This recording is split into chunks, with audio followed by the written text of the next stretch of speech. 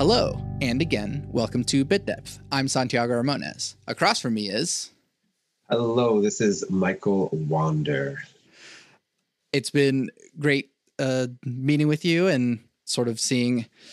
I don't know, I feel like I always get like different types of jobs or professions or types of people, but whenever I use sort of examples of like, oh, why didn't you do like a normal job or something, for whatever reason, whenever people say like a normal job, the automatic thing that comes to mind is like an accountant. But it's like accountants also have like, I don't know, is it a weird job to you? So I guess, who are you? What do you do? And then you can.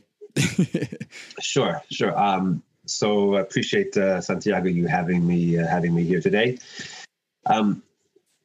So accounting hasn't been my career for my entire career. Hasn't been my job for my entire career.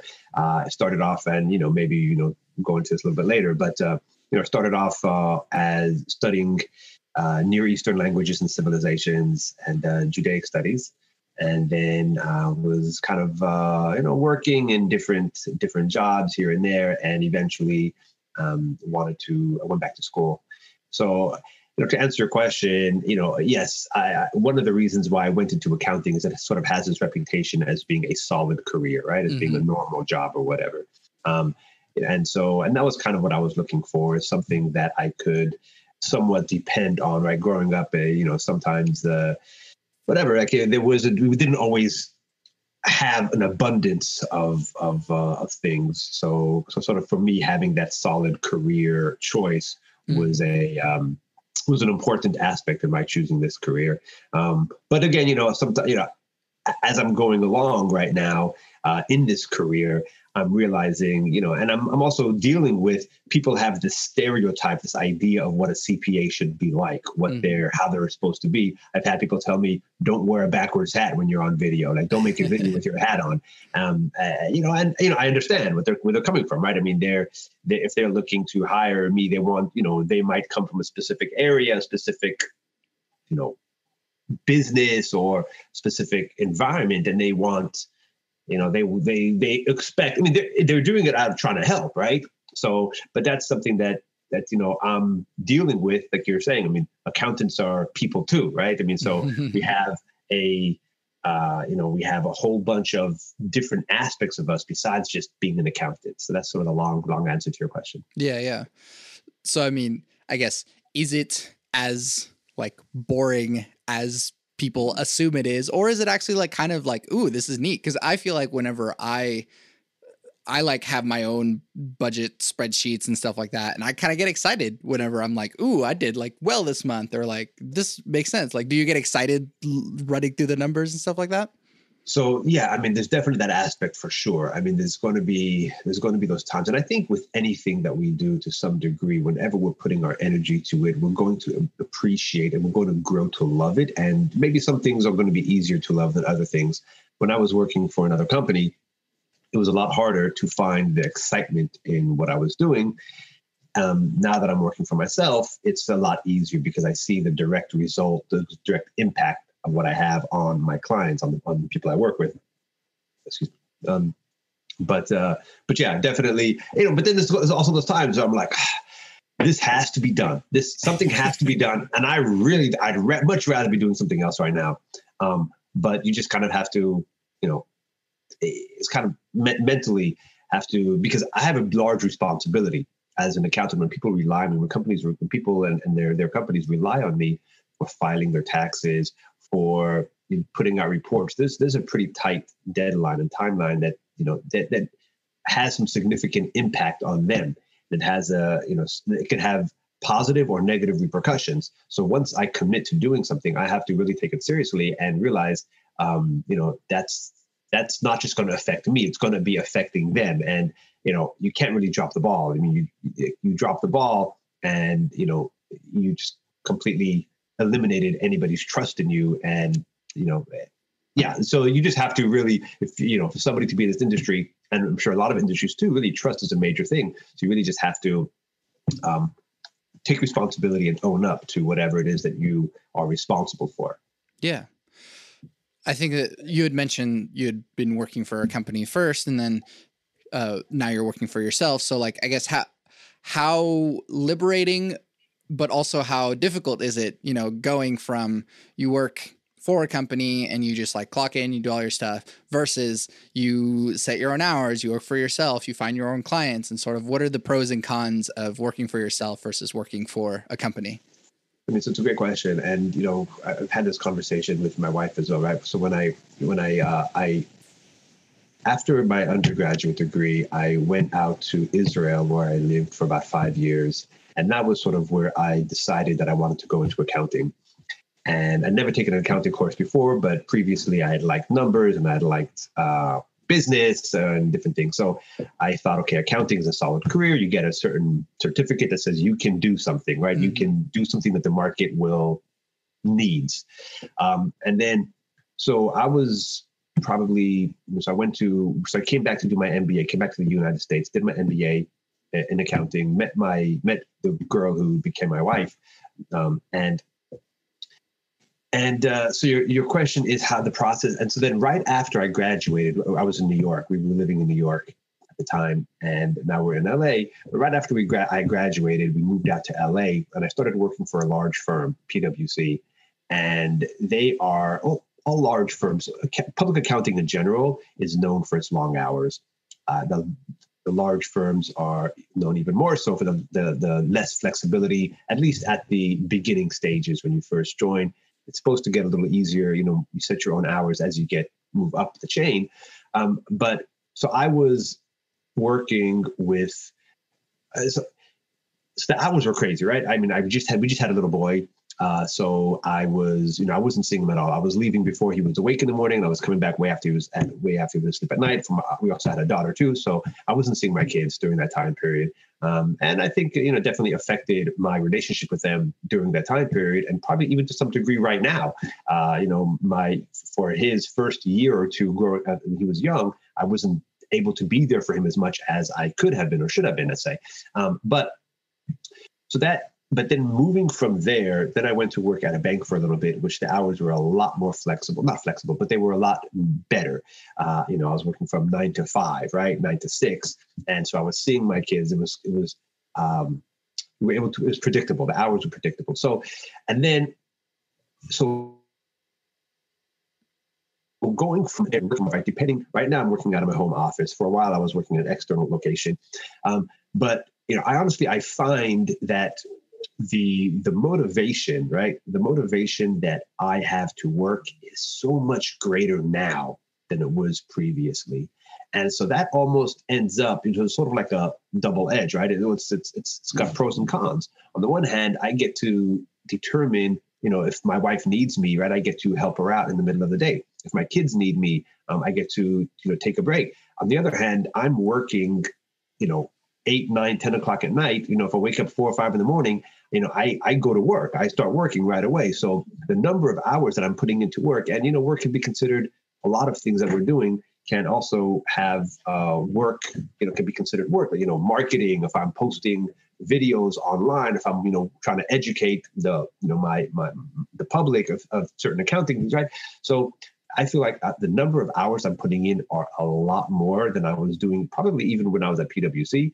However, the flexibility that it allows me and the excitement and motivation about what I'm doing is so much greater. So I definitely, and one more thing about that, I think, and I've heard this from different leaders or thought leaders that I listen to, working for somebody else and getting a steady paycheck. Some people think, oh, that's such a steady career, so steady, you're so brave to stop receiving a steady paycheck and going off to work on your own. But really, it's really an illusion, right? If I'm not creating value for my employer, if I'm not adding something to his bottom line, somehow adding some sort of value, my paycheck being steady is just an illusion. There's nothing steady about it. They could fire me at any time. Right now, I feel like it's even more steady because I feel more in control of the energy and the effort that I put into it. At the same time, having sort of being diversified, if you'd call it that, having multiple clients also is a bit more steady, not steady, but a bit more secure even than having just one source of income. Yeah, definitely. I do have more thoughts on that front, but you've said other interesting things that I can't not go into. So, you obviously didn't start in accounting, and so like, why did you go? I forget what it was, like foreign language, but like what brought you there, and I guess how did you end up going in a different direction?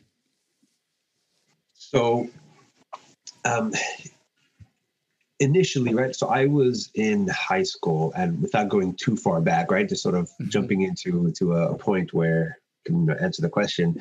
But when I was in high school, I was in a high school that was on a college campus, sort of like they called it middle college, and I wanted to go into. I was thinking about engineering at first, right? Because I knew math. I was good. I was good at math, and I wanted to go into engineering. But at a certain point, I was spending 10 hours a day when I was, I don't know, high school, taking a college class or something. I was spending 10 hours a day inside of the math lab, right, or the tutoring lab, and I was sitting there. I was like, I'm going to be an engineer. That's what I'm going to be. And I thought I knew what I wanted to do. And so I was sitting there, okay, this is what I want to do. This is what is a good career, right? I'm going to be an engineer. I can do math. So what am I going to do? I'm going to do engineering. So then I was completely ignoring these other aspects of my life that were slowly building up and coming to this point where it was like, okay, I'm either going to be a robot, right? I'm either going to be a robot and just do engineering and be completely emotionless, right? Not saying engineers are emotionless. I'm just saying for me, I needed to focus on some other aspect of my being, of who I was, and and so then I said, okay, you know what? I got to a point where, and I guess, I was brought up, I was raised as a Christian missionary, and found out a little bit later, sort of heard these things and throughout, but I was found out later that that I was Jewish. And so it wasn't just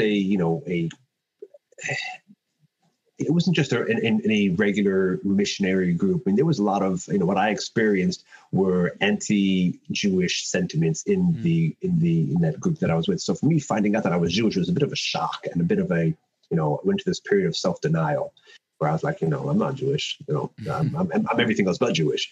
So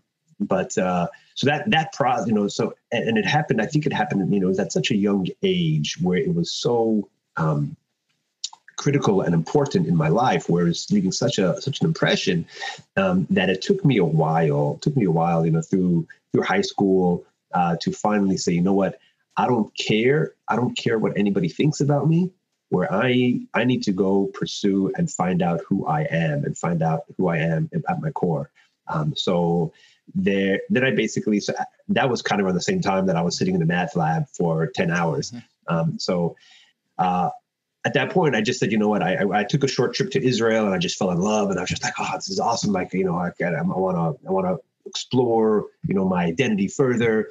And so I sort of made a deal with myself, said, you know what, you're supposed to go to college, right? Everybody goes to college. Everybody, it was sort of like a thing that I wanted to do, that I knew I was going to do, and that I wanted to do. So you know what, you got to get a degree. So get a degree in something where you can sort of study something about your own history. So I basically did that undergraduate degree in Near Eastern languages and civilizations, which I studied Hebrew, Arabic, history, politics, economy, things like that of that region of the Middle East. And then I also double majored in Judaic studies, which there was some overlap in some of the classes. So I double majored in that. And then from there, I went, and I thought, okay, got my degree. I wanted to minor in math, but again, I was just like, no, I'm not going to sit in another math class. I'm not going to just try to get all these different degrees and degrees upon degrees. And, what am I going to do with that? I don't have no clue. So I went out to Israel right after graduation pretty much, and lived out there for about 5 years.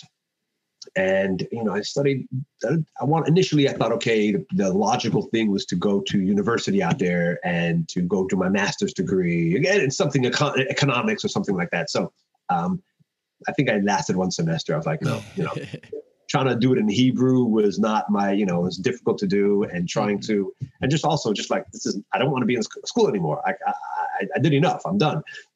So did a few other things out there. I went to yeshiva, which is like a religious study place. And for me, it was, there's a lot of different things. It's like learning about the Torah and learning about history and learning about this and that. For me, it was really a way to connect with my identity, where my ancestors came from. And, there were definitely a lot of positives, a lot of pros over there. Got to a certain point where, my family wasn't out there. My immediate family was not out there. I do have some distant cousins out there, but, I was looking, I guess, at a certain point, I started feeling a little bit closed in. It's like, okay, this is, it stopped becoming a way to explore and be a positive, I guess, right? But it started becoming, this is what we do. This is, if you're going to be a religious Jew, this is how you need to, this is what's expected of you. So stop becoming more from internally and more external. So, so it was, so I started, sort of slowly, sort of mentally, okay, this is good, but let me start thinking about the next steps. And so, basically it all sort of came to a head a little bit, not in a negative way, but just sort of like, okay, now is the time to move on, and came back to the United States, started working, and, started thinking about what I wanted to do. Accounting came to mind as a good option. Not for any other reason, just besides, liking math, wanting a good career, liking business, and, feeling like you have some sort of advantage in it. Like I can do it, and it would be interesting also. So that's kind of the, the background of it. It's interesting how like you kind of went full circle back to the math, but kind of in a way that you wanted rather than the way that you were kind of told that like, oh, engineering is a thing because I like math. But instead you kind of found your way back around after exploring. And I think that's really interesting. So I guess what's something about being a CPA that no one really knows about that it's like, oh, they take care of that too? Or like, oh, I can't believe that you would have to like deal with these things all the time? Well, honestly, like most people think a CPA is tax. They do tax. And my initial background, when you're going to school and you're looking at public accounting, is either one of two tracks that everybody wants to go into when they're going into public accounting. Is you're either going to go in tax or you're going to go into audit. So those are the two meat and potatoes of the firms, and the public firms that hire, especially the large firms that hire. You're either going to go in one of those two tracks. That's where they get, sort of like it's a mill, right? It's a factory. They pull people in and they let people go. Pull people in, let people go. Either audit or tax. Yes, they're going to have a few other different areas or services. So I wasn't, tax seemed to me like a bit more of a niche area, whereas audit to me seemed like it was a lot more all-encompassing, all-inclusive, and frankly, just a little more interesting to me. So now what I'm dealing with is basically defining or redefining and trying to explain and educate the public or my friends, the people that I know, my Facebook community, social media is on what exactly accountants do. And part of it is educating them. Part of it is educating myself, because there's so many different things that an accountant can do, or somebody even within an accountant's mind can do, right? That doesn't necessarily need an accountant or somebody with a CPA to do certain things. So really just trying to, educate myself. I know, based on my experiences and my experience, certain things that I can define, that I can describe, that I'm confident in doing. There are certain things that maybe I have more limited experience with, but I could still do. And then that's basically, the tax is what everybody thinks that CPAs do almost exclusively, but everything else, the bookkeeping, bookkeeping don't need necessarily an accountant, but bookkeeping is one aspect. Financial reporting, audit and review, and all related under the attestation umbrella. There's the audit, there's the review, there's the compilation, and then there's the financial reporting. That's an area that I think on a small business level, which a lot of the people that I deal with and I work with are on that small business level, they don't necessarily need those services just yet, because it's more when they're trying to raise capital, when they are, so when they want to get a loan from the bank might say, hey, I need to have your financial statements reviewed, or you need to even have financial statements. A lot of them don't even have financial statements because they don't need it just yet, right? They're using an Excel and they're keeping track of their revenue and their expenses right there, which is working perfectly for them wherever they're at. So that's kind of the, defining myself or figuring out those services and my market on what services, how can I provide the best value to other people. Obviously, there's going to be the tax side, but then just the other side as well. Yeah. What's kind of been the biggest struggle after kind of starting your own business and doing it yourself? What's been the struggle getting it built up and getting your first clients and sort of finding your foundation? It's a good question. I mean, so I remember when I was back in college, or back in doing my MBA, there were a few people who were also working on clients, and I just didn't have the time. I was like, let me just get my degree done, and they had tax clients, and so I was focusing almost exclusively. Then at a certain point, closer to the end, I got a job as an accountant, not in public, but in like a software company, and then. So from that point on, so then I was working at PwC, and again, no time at all to really have any other clients. I had a few friends that were saying, hey, you're a CPA, maybe you can do this for me. And, maybe I was doing a tiny bit here or there, but really there was not much time to do anything. Once I started working for the bank, where my hours were a lot more steady, I actually brought somebody else who was working on their accounting degree. And she had more time. So she was actually doing a lot of the work for me. And I was on the weekends and evenings, I was reviewing the work and I was doing different things. I was interacting with the clients. So that was sort of the beginning. Then I did that for a couple of years. And I started slowly having, 2, 3, 4 clients that I was doing some work for. And that sort of gave me the courage, the confidence. I said, you know what? At the point where I was at the bank, where I was sitting there and I did not want to be doing that work right there. I would much rather, I felt like I was making much more, I could have had a much stronger impact on my clients. I said, what am I doing here? Why am I sitting here spending my time, my life doing work that's less impactful than doing work that is more impactful for people? So I said, okay, I'm going to jump off. I'm going to sort of cut this cord. I'm going to go off on my own. But I had sort of that lifeline a little bit where I already had a few clients that I was doing some work for. But that was sort of the beginning over there. And, right now I'm, still at the stage where I'm like, okay, you know what, I'm still sort of a solopreneur, right? And I've got one person who does the same girl who's been doing some work for me. I had, for a few months, I had a couple of other people who were doing some work for me. But sort of finding the right people to do the work, right? That you can really rely upon is not so easy. So having, I don't want to have to micromanage, right? If I'm micromanaging, then I don't have the right people who are with me.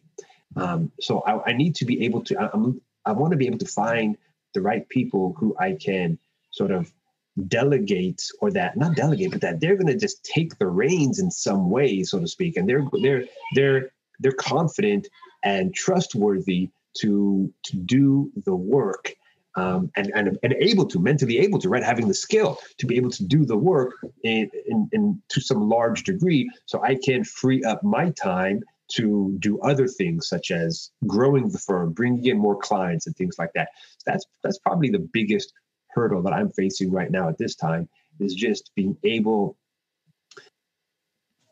Yeah, because right now I'm behind. You go through these stages. Right now I'm behind in the work. Like, when if I'm not able to provide to do the work in very quickly because I have too much going on, that's when I need to try to bring more people in. And that's kind of what. But then having that consistency, right? Because it's a little bit scary to take the responsibility of somebody else's income, right? I mean, if they are going to quit another job and going to come work for you, I have the responsibility to make sure that I can pay them. And it's not just going to be a short-term thing. So that responsibility, that sort of hesitation right there, that fear a little bit to grow is kind of, kind of holding me and hindering me a little bit, but trying to be cautious, but at the same time, that cautiousness is also keeping me, at the level that I'm at, keeping me from going to the next level. Yeah. How do you think social media has affected the way that you operate? Because, I mean, not everyone has to use social media to be a CPA, for example, but it sounds interesting the way that you're doing it, and you're using social media to educate people. And so I guess how does that change the normal way of operating versus using social media? So I was introduced to this person named Grant Cardone a few years back, and I was actually introduced to him through somebody who was basically saying on their video, not everybody's Grant Cardone. So sort of talking about Grant Cardone in a, not in a negative way, but just saying that, his way isn't necessarily right for everybody. And so I thought, what, if the person I'm following has a slight little bit of, is talking about Grant Cardone, then I want to find out who he is. Now, Grant Cardone, he came from not very much, right? Modest means. He's built up a pretty sizable empire. You can call it an empire, I guess. But there's a few things about him that I really like. Some things, some people really don't like him. Like I can't stand him. And he's a salesman, right? And he has perfected that art of sales. So he knows how to push. He really knows how to push. And he does it in a way where it's like, I don't know. We'll leave that conversation about his sales. But one thing that I really like about him is his, he uses social media in a tremendous way, where he oftentimes makes himself vulnerable. So he does two things, right? He'll educate people. He's done this a lot. He educates people, or three things, I should say. Educates people, provides emotional content about it, makes himself vulnerable to people, and he pushes the sales. He pushes things for you to buy from him. So I think that, so he has this 10x concept, or this, and I don't think it was his particularly individually. So his 10x concept is basically where you make goals. We should all make goals in every area of our life, personal or financial, that are 10 times the size of the goals that we would really normally think about making. So these 10, and he's, like I said, so he's huge on social media. He just did this 10x challenge Facebook group where and one thing I love about him is he'll bring in speakers that are almost that he wants to learn from, right? So he's bringing in speakers and he's sharing his connections with everyday average person that's on Facebook, anybody who wants to, basically, right? So he'll bring in these amazing speakers. Like he had, Evan Carmichael is one that comes to mind right now that has some cool stuff that I'm working on right now with the social media. But so that 10x, that was like at the end of September is when he had that 10x challenge community on Facebook, and they had very specific days. Every day for about an hour or two, they would teach you something very intentional and very specific, and they would give you some homework to do. And so that was just been a couple of months. That was a big jumping off point for me with pushing some of this, with setting some goals, setting some specific goals, and with regards to social media as well, in a large part in social media. And one thing that Evan Carmichael said, which I just mentioned his name, is that the way he views social media, the way he uses social media, and the way he thinks that it should be used in a great way, in an ideal way, is, create whatever your schedule is. Let's say once a week, right? Create some video on YouTube, right? He's a big YouTuber guy, but to create a video on YouTube and use that video to sourcing that video for other social media channels, for Facebook, for this. So you sort of use YouTube as a way to track your, like, let's say if I'm educating the public on accounting, for instance, I can have different either different channels or different playlists or whatever it is on YouTube, and use that to educate people, and use that to, let's say, take a screenshot from it for Instagram, or a short video clip for Instagram, or for Facebook, or for LinkedIn, or for TikTok even. So sort of, because it can get overwhelming trying to hit all these different unique content for each of these different channels. So he was able to tie it in together to say it's doable, and this is the way to do it. And I think also Gary Vee talks about something similar, but his is a lot more elaborate, and I didn't go through his thing in enough detail. It was a lot more palpable when Evan Carmichael said it in like his 15-minute little spiel. But for me, one thing that I really found once that 10X community Facebook group started was that I felt comfortable. And I felt really sort of like I was in an environment, right? In that group, in that Facebook group, I was in an environment of people that I wanted to connect to, that we had something in common. So, I just started, I was just like putting myself out there. And I was just like, I just was like, hey, I know there's a lot of people in this group right here, and we all have something in common. We're all trying to 10X our lives. We're all trying to grow. We all know of or have some sort of familiarity with Grant Cardone. So I know we have something in common, and I know that I want to grow and I want to push my business. So I just want to meet you. Who are you? Let's just meet each other. Let's just introduce each other. So I would put out these like random posts, that were just geared to connect with people. Like one of my posts that was just like, hey, where were you born and where in the world do you live now? Right. And so that post has probably had it has probably had about 700 to 800 comments on it right now, which for me, that's a large number of comments, for a post. And it was interesting, just on a sort of an aside, something interesting about it was that there was about a 3-week period where there were no comments on it. And I realized that I had stopped responding to the people that were commenting on it, right? So the algorithm, just as an interesting aside, the algorithm works in a way that as long as the author is commenting and responding on it, it's going to remain active in people's feeds somehow, maybe because they're your friends or however it worked. There's a 3-week period where there was absolutely no responses on it, and then all of a sudden it just picked up again as soon as I started responding again. So it's kind of interesting. But really, that's, to the long answer to your question, it's just how am I using social media? Really, it's just to connect. But now how it relates to accounting, and cut me off if I'm blabbing too much.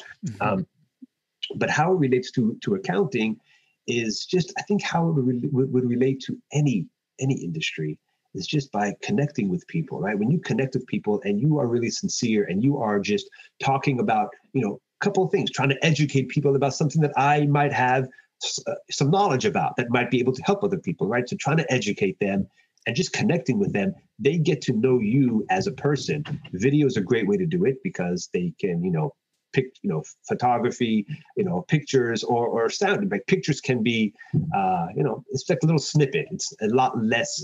They learn less about you than they would with, let's say, a video where they can see you, where they can feel your emotions a little more. So that's something that in addition to the the posts that are just have words in it. I'll put out a few videos here or there, and we've gotten some decent responses, but just really, I think the overall goal is just to connect with people. And that is something that some people have, I want to say criticized me, but have questioned. Not the majority, very few people have questioned, just like what's the bottom line? What's the ROI? What's the return on your investment? What is, why are you asking this? What do you care where people are born and where they live now? Like, how is that going to help you? Like, I'm just connecting with people. Like that's all I want to do right now at this point. And Grant Cardone talks about building out your base, right? So just building your base of people that he said something that was like, if somebody offered me $1 billion or to know 1 billion people, I would choose the latter. I want to know 1 billion people. And and I think there's a lot of a lot of truth to that. I mean, yes, obviously everybody needs to have some sort of income, and you have to consider that and think about that. But that's kind of my goal with social media is just to connect with people and use it as a way to grow. I'm growing as a person as I'm doing it. Yeah, exactly. One last question on this front, and then we'll get to the really hard questions. What advice do you have for people, either, I guess, in your sphere, or really just people trying to start their own business? I actually just started an LLC for myself for doing audio production. So it's like, what advice do you have for people that are starting their own business and kind of trying to get off the ground? I mean, I would say, for me, huge is a schedule. It's a schedule. It's it's having a schedule and sticking to it. Discipline. So I have my calendar, my schedule, and making sure that having allotting blocks of time for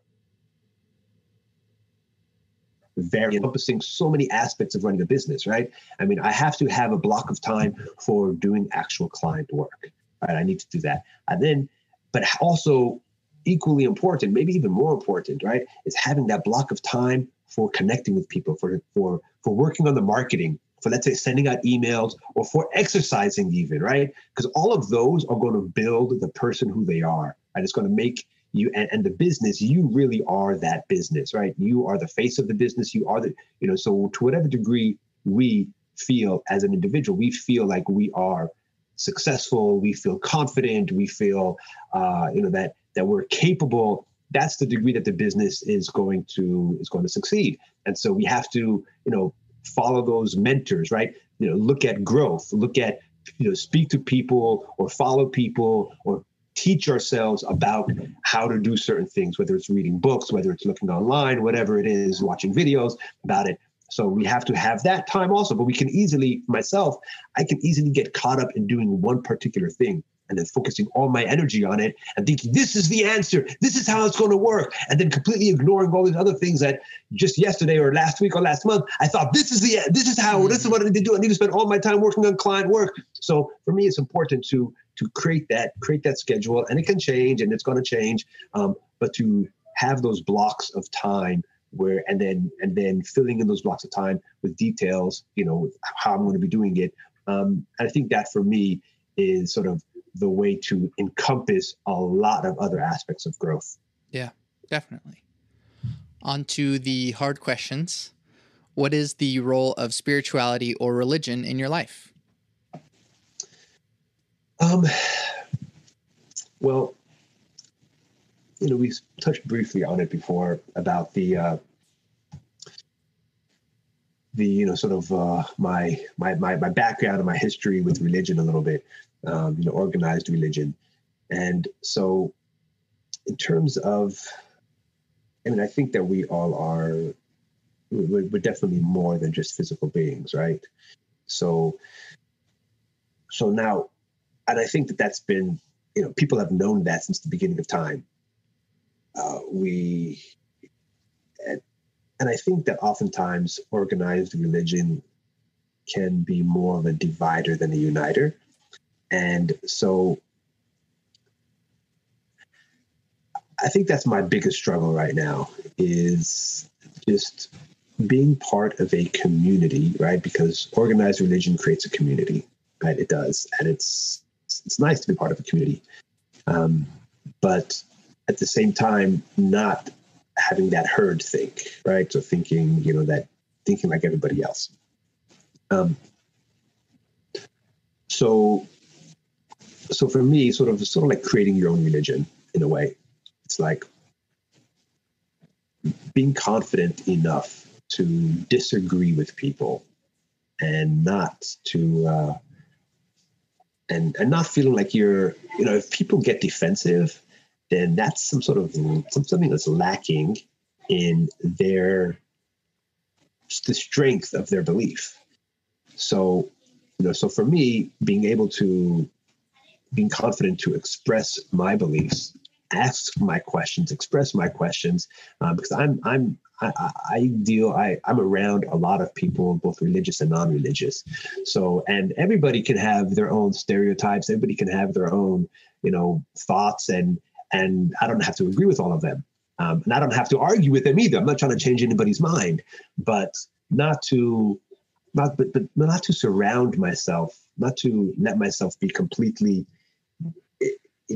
to give myself the time, the separate time, the space where I am able to think independently and choose what topics I discuss with what people, right? I might have a business relationship with one person. I might not have, a spiritual conversation with them because that's not the topic. That's not the person that I want to have the conversation with. It's not to say that I shouldn't express my thoughts on something if they were to ask it, but it's just sort of being very cognizant of who I put myself around, because our environment really does affect who we are. I'm not sure if that really answers your question. No, yeah. In your own way. So what is your definition of God? God, I think honestly, God is just a unifying force in the world. If you think about it, there's so many religions, right? There's Jews, there's Christians, there's different sects within each of those. There's Muslim, there's Hindus, there's people, there's atheists, there's agnostics, there's people, and I think that if there is this God, this vision of God, this version of God, or whatever it is, I think people will really misunderstand and mistake what God is. And honestly, I don't know if I really know. I don't know if I really know. And I think in some ways I'm a bit disenfranchised or disconnected with that word almost, because it's like I've had so many different people. Usually when I hear it, when I've heard it, it's with a specific definition. It comes with a specific definition. And I don't want to rely on these external definitions. So it's like if anything, right? If anything, I just think it's a unifying force. That's all. And I think there is a unifying force in the world. So some people can call it God. Now the question comes in, does God have a conscience, right? Is there a conscience to God? And so, me with my rational brain, I want to say, well, if God, quote, created everybody, created everything, created everybody, then I have a conscience. So it's impossible for something without a conscience to create something with a conscience, right? So there must be a conscience to whatever being created everything. So it's okay. So there is some conscience now, but then that's a bit of a scary step to take, because then, okay, if there's a conscience, then is there something specific that God has in store for the world? Is there a specific purpose of the world? Are there specific tasks, right? Does God have a specific thing that he wants me to do, he or she wants me to do, right?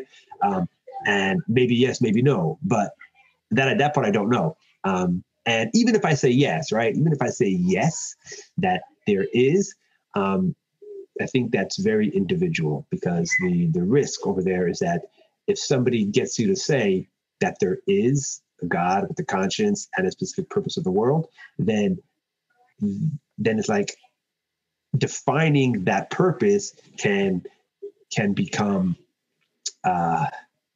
Yeah, I think it's individual. Each individual has to think about it for themselves, and so that's something that I'm trying to work through. And I think it's connecting with people, right? If God created everything, then it would be connecting with people and setting a good example, right? Being, doing good, adding good to the world, just doing things that are good. And I don't always succeed at it, and sometimes I will, get upset, right? Get upset about something. Somebody's trying to sell me something, and I don't like the way they're trying to sell me something or whatever it is. And so I'll post our conversation online, and I'll sort of mock them and make fun of them or whatever, or just like say, this is how you don't sell to somebody. And I won't call them out by name or whatever, but some people take offense to it. They're like, well, we're salespeople, and so you're saying salespeople are bad in some way. So, and whatever, that's just a small, silly example, I guess. But basically, if I did have a purpose in life, that would probably be my purpose. It's just to be the best person that I can be, add good to the world. And yeah, that's probably it. How do we reduce the division? Wow. How do we reduce the division? I mean, I don't know. I would say first and foremost is just to be 100% confident in my role as a uniter, right? Mm-hmm. Because I can't be a cup that's overflowing, right? If I'm half empty, right? So I need to be 100% confident, and surround myself by people who think and feel like me and see their same purpose as that. And then I think just as setting an example, maybe, but, honestly, I don't know. I mean, there's so much history, with organized religion. This might be my own stereotypes, right? But I view in many ways religion, organized religion. And I'm saying I'm an Orthodox Jew, right? I'm saying this as an Orthodox Jew that there are many, I see a lot of organized religion as being a lot more divisive than uniting. Mm-hmm. Whether it's within Judaism or any other religion, right? And a lot of religions claim to unite. They claim to unite, but a lot of the adherents do from what I see, do the opposite. And there's the old adage, don't judge Judaism by the Jews, or don't judge Christianity by the Christians, or don't judge this by the people who are following it. And so there's probably a lot of truth to that. So I think ultimately all religions probably have the same source, probably come from the same place. But we as, fallible human beings distort it and don't know how to do it properly. And that's speaking for myself as well. So just the only way I think to decrease the amount of division in the world is probably just to be 100% on board with my goal, my vision, as uniting people. That's probably it. Yeah. What do you think? Oh, actually, I'll skip that one because I like how this one is contained within it. But what are you optimistic about for our future? Wow. Am I optimistic about the future? I better be. I should be. And we all have to be. We all try to be, right? That's the goal. Optimistic about for our future. I think questioning. I think, when I see my kids asking questions, even like I feel like that's even though we live in such a divisive world and society, right? In many ways, I think that our, God has given us a brain to think, and a brain that no matter what happens, no matter how, no matter where we live, no matter how even brainwashed a person could be, right? No matter that God gave us we have this internal compass of what is right and what is wrong. So, and just the ability to ask questions and to critically think, I think it bodes well for humanity, and that eventually, I'd like to think we'll gradually sort of baby steps get better and just get more inclusive of each other. Yeah, definitely. What makes you content? what makes me content? Uh, I think seeing growth, right? Seeing the progression going from one place to another. But you know what? It's a little bit thinking about my death in the long run, right? Thinking about, when I'm on my deathbed, and thinking about the amount of time I have between now and then is really makes me want to speed things up. It's like, hey, growth is good, but what is the pace of that growth? Like, let's not be complacent with slow growth, because I don't have all the time in the world. None of us do. And so just sort of saying, hey, when I'm on my deathbed, what do I want to have accomplished in my life? And let's take maybe some bigger strides. So I think on the one hand, the growth it makes me happy. Also just the ability, to think in terms of where I want to be. And that also makes me happy. But in the same note, what sort of I need to work more on is just sort of that creating those thresholds, those milestones of let's speed things up. Yeah. By the way, I'm just going to mention, like, I'm not bothered by the kids in the background. I think it's nice to hear them. So it's fine. Okay. When will my sister just got here, so sorry. My sister just got here, so they're excited. They're ready to go to the park. Yeah. So a few more questions, and then you can join your children in the fun. But when will you be satisfied? Wow. I hope never, and all the time at the same time. Right? Like, I need to enjoy the process, and I need to be satisfied with every step of the way. And I think I am. But at the same time, I don't ever want to, like, we have to be happy with what we have. What's that phrase? Happy but hungry. I just made that up, I think. So, just be happy with what, I'm happy with, even for whatever I've gone through in the past, right? There's been a lot of different things. But to be able to use that, and I think that's probably when I just to answer your question, I would be happy, is when I'm able to fully and completely use all of those negative experiences in my past and use them as stepping stones, and not be embarrassed about them, not be ashamed about them, not be afraid to talk about them to anybody, but just to use them as really stepping stones and as ways to see them for what they really are, as experiences that made me who I am today, as experiences that made me stronger to be able to overcome certain things. So I think that is probably, that's going to be, it's going to be a huge milestone. Yeah, definitely. What advice do you have for people in general, not regarding any sort of context, but just life in general? Advice for people is, I feel like it's hard for me to give advice right now, because I'm still right in the middle of doing a lot of things, like taking my own advice, right? I want to take my own advice. I'll tell you what advice I give to myself, right? What advice am I giving to myself?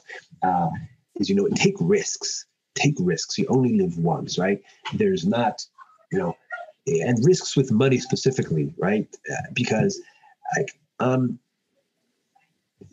afraid to even invest money, because I'm afraid of losing that money, right? So, but that's such a small way of thinking. It's such a limited, that's thinking I'm going to live forever, right? I need to, if I want to get to where I want to be at the end of my days, I need to take these huge strides, which are only possible by taking risks. Nobody who made it from little got a lot. I'm not just talking about financially, I'm talking about in any way, but nobody ever really made it without taking risk. It doesn't mean being frivolous or stupid in what you're doing, but don't overthink things. Don't overthink things, right? set these goals and just say, you know what, I'm going to do it, whether or not I'm 100% ready in it to do it or not. Just jump in and just do it. And if you lose, you lose, but you learn and move on, get up quickly and move on to the next thing. Yeah, definitely. Last one, and potentially most importantly, cake or pie? Cake or pie. If it's ice cream cake, for sure, we'll go with the cake. If it's cheesecake, I guess it's cake. I guess it's cheesecake and ice cream cake, so it's cake. Yeah. Yeah, definitely. Michael, thank you so much for doing this with me. Where can we find you and all your things? Yeah, Santiago, thanks for doing this podcast with me. I really appreciate you having me on again. So the best place right now, I'm most active on Facebook. Would love to connect if you want to connect on Facebook. Michael Wander CPA. I'm on Instagram also at michael.wander. You want to email me, happy to do it that way. I usually check the emails more. Sometimes there's a lot of things that come in on Facebook, so I might not necessarily get to everything over there, but email would be info at wandercpa.com. Cool. You can send it to me over there. And that's I'm all over social media. Not necessarily huge, but I'm all over there. So if you look up Michael Wander CPA, Los Angeles, California, I don't think there are any other that fit that specific description. Yeah. So happy to connect with anybody and everybody. Awesome. You can find everything that I do on my website, SantiagoRamones.com. I make music. Bloom is available now, streaming everywhere. Put it on in the background or show it to your friends so you can all enjoy it together. You can also buy it on Bandcamp and get bonus content so you can sit alone in the dark with your headphones on and listen to the album in its entirety while reading and looking at the bonus content. I also make music with Power Cycle, an experimental electronic trio. Our first completely improvised album, Too Many Damn Cables, is streaming everywhere.